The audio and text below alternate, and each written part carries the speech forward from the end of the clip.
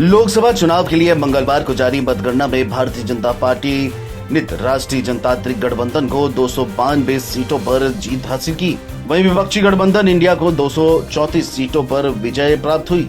वहीं बात करते हैं उस फैक्टर की जो इस बार पूरे चुनाव अभियान के दौरान भाजपा, कांग्रेस समेत तमाम राजनीतिक दलों के एजेंडे में रहा। बात होगी मुस्लिम मतदाताओं और ऐसी सीटों की जहां मुस्लिम मतदाताओं की संख्या सबसे ज्यादा है। चुनाव के दौरान मुस्लिम आरक्षण और संविधान के मुद्दे पर पार्टियों में जुबानी जंग देखने को मिली थी। भाजपा ने आरोप लगाया कि कांग्रेस सत्ता में आई तो SC/ST का आरक्षण छीन करके मुस्लिमों को दे दी जाएगा।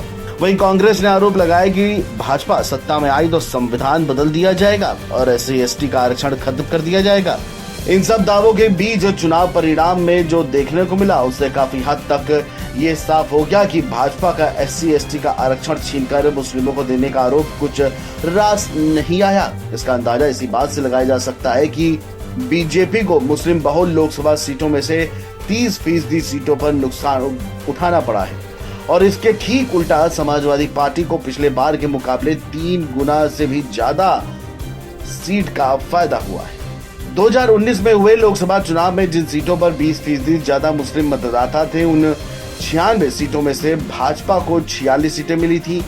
इतनी मुस्लिम आबादी वाली सीटों में कांग्रेस ने 11 सीटें जीती थी और इसी तरह 40% से अधिक मुस्लिम मतदाताओं वाली 29 सीटों पर भाजपा, TMC और सपा बसपा गठबंधन और कांग्रेस 5-5 सीटें जीतने में सफल हो पाई।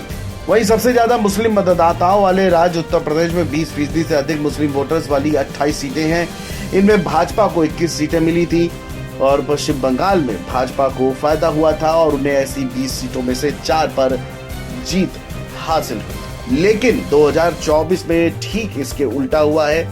मुस्लिमों को लेकर के और मुस्लिम आरक्षण को लेकर के उठाए गए इस मुद्दों को देते हुए बीजेपी को बड़ा नुकसान झेलना पड़ा है। तो आपको बता दें कि लोकसभा चुनाव 2024 में बीजेपी को 2019 की अपेक्षा तकरीबन 30% सीटों का नुकसान उठाना पड़ा है और सबसे ज्यादा फायदा समाजवादी पार्टी ने उत्तर प्रदेश में उठाया है।